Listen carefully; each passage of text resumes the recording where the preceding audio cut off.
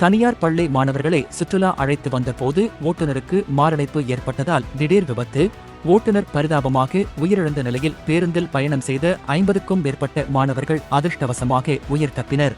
View செல்வகநாத் Chidambaram. Cuddalore மாவட்டம் விருத்தாச்சலம் பெரியார் நகர் பகுதியில் சக்தி என்ற தனியார் பள்ளி ஒன்று இயங்கி வருகிறது. இந்த பள்ளியில் 3ஆம் வகுப்பு முதல் 12ஆம் வகுப்பு வரை உள்ள சுமார் 130 மாணவர்களை 2 பேருந்துகளில் கங்கை கொண்ட சோழபுரம் மற்றும் சிதம்பரம் நடராஜர் கோவிலுக்கு சுற்றுலா அழைத்து வந்து மாணவர்களுக்கு நடராஜர் கோவில் வரலாறு மற்றும் கங்கை கொண்ட சோழபுரம் வரலாறு பற்றி எடுத்துரைத்து சுற்றுலா முடிந்த பிறகு சிதம்பரத்திலிருந்து விருத்தாச்சலத்திற்கு பேருந்து மூலம் கிளம்பிய நிலையில் ஒரு பேருந்தை தினகரன் என் பவர் ஓட்டி சென்றபோது சிதம்பரம் அருகே உள்ள வயலூர் கிராம பகுதியில் செல்லும் போது ஓட்டுநர் தினகரனுக்கு திடீரென மாரடைப்பு ஏற்பட்டுள்ளது.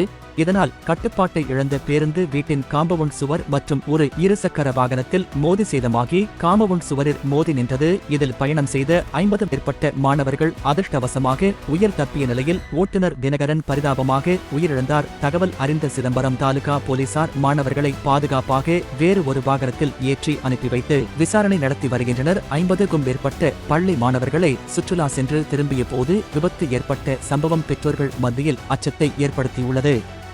செய்திகள் வாசிப்பது உங்கள் மதன்ராஜ்.